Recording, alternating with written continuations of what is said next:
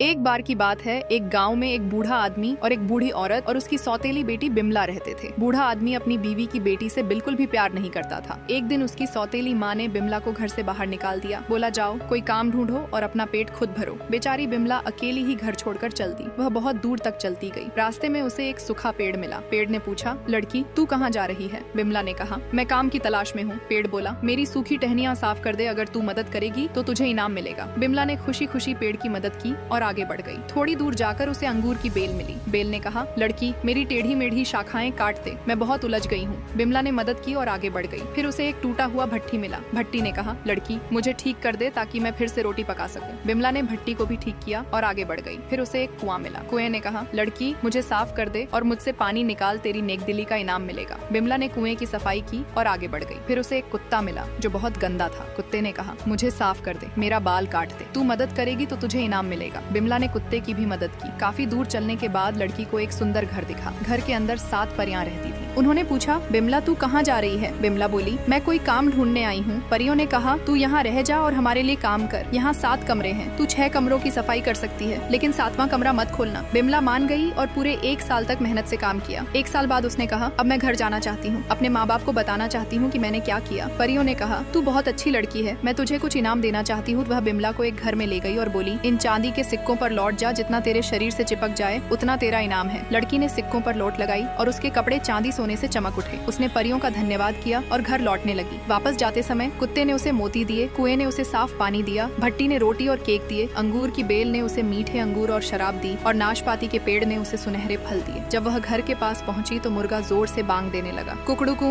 मेरी बहन लौट आई, सोने चांदी में लिपटी आई। उसका सौतेला बाप बोला, बकवास मत करो। वह तुरंत बाहर गया और बिमला को देखा तो वह हैरान रह गया। वह सच में सोने चांदी से चमक रही थी। लालच में उसने कहा, अब मैं अपनी बेटी को भेजूंगा, वो इससे भी ज्यादा खजाना लेकर आएगी। अब उसकी अपनी बेटी निकल पड़ी। रास्ते में उसे नाशपाती का पेड़ मिला। पेड़ ने कहा, लड़की मेरी टहनियाँ साफ कर दे। आलसी लड़की बोली, नहीं, मैं अपने नाजुक हाथ खराब नहीं करूंगी। अंगूर की बेल, भट्टी, कुआं और कुत्ता सब ने उससे मदद मांगी, लेकिन उसने हर बार मना कर दिया। आखिर में वह परियों के घर पहुंची। परियों ने कहा, 6 कमरे साफ कर, लेकिन 7वां मत खोलना। शुरू में उसने बात मानी, लेकिन कुछ दिन बाद उसकी जिज्ञासा बढ़ गई। उसने 7वां कमरा खोल दिया और जैसे ही दरवाजा खुला, सांप और मेंढक बाहर कूद पड़े और उसे काटने लगे। वह डरकर भाग गई। वापस लौटते समय उसने कुत्ते से मोती मांगे। कुत्ते ने उसे काटने के लिए दौड़ाया। तूने मेरी मदद नहीं की थी, कुछ नहीं मिलेगा। वह कुएं पर गई, पानी पीने गई, पानी नीचे चला गया। उसने भट्टी से रोटी लेने की कोशिश की, लेकिन उसके हाथ जल गए। उसने अंगूर तोड़ने की कोशिश की, लेकिन हाथों में दर्द था, वो कुछ भी नहीं तोड़ पाई। आखिरकार वह घर लौटी, थकी हुई, गंदी और जली कटी हुई। मुर्गा फिर बांग देने लगा, कुकड़ू कू,